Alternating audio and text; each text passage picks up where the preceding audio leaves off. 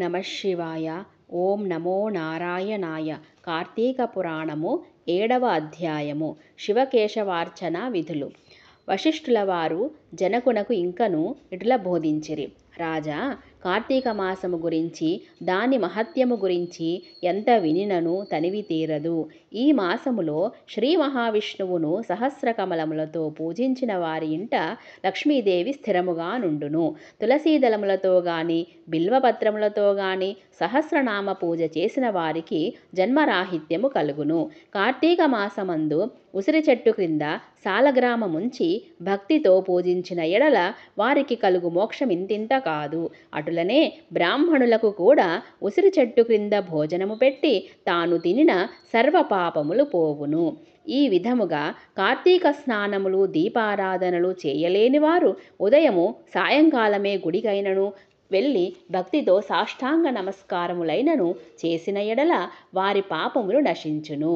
సంపత్తి కలవారు శివకేశవుల ఆలయమునకు వెళ్ళి భక్తితో దేవతార్చన హోమాదులు దానధర్మములు చేసినచో అశ్వమేధము చేసినంత ఫలము దక్కును. అంతేగాక పితృదేవతలకు కూడా వైకుంఠ ప్రాప్తి కలుగును. శివాలయమున గాని విష్ణువాలయమున గాని జెండా ప్రతిష్ఠించినచో యమకింకరులు దగ్గరకు రాలేరు సరికదా. పెనుగాలికి ధూళి రాసులు ఎలా రాలిపోతూ ఉంటాయో అలాగే కోటి పాపములైనా కూడా పటాపంచలైపోవును. ఈ కార్తీక మాసములో తులసి కోట వద్ద ఆవు పేడతో అలికి వరిపిండితో శంఖుచక్ర ఆకారముల ముగ్గులు పెట్టి నువ్వులు ధాన్యములు పోసి వానిపై ప్రమిద నుంచి నిండా నువ్వులు పోసి వత్తిని వేసి వెలిగించాలి.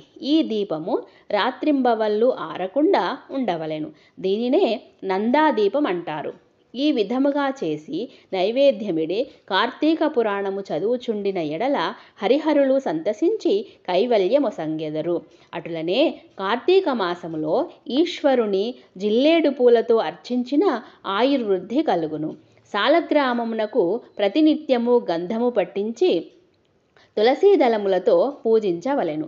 ఏ మనుజుడు ధనము బలము కలిగియు కార్తీక మాసమందు పూజాదులు సలపడో ఆ మానవుడు మరు జన్మలో శునకమై తిండి దొరకక ఇంటింట తిరిగి కర్రలతో దెబ్బలు తింటూ నీచస్థితిలో చచ్చును.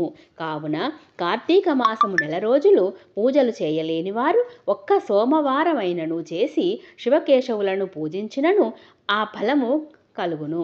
మాసఫలమంతా కలుగుతుంది. కనుక ఓ రాజా, నీవు కూడా ఈ వ్రతం ఆచరించి తరింపుము అని చెప్పెను.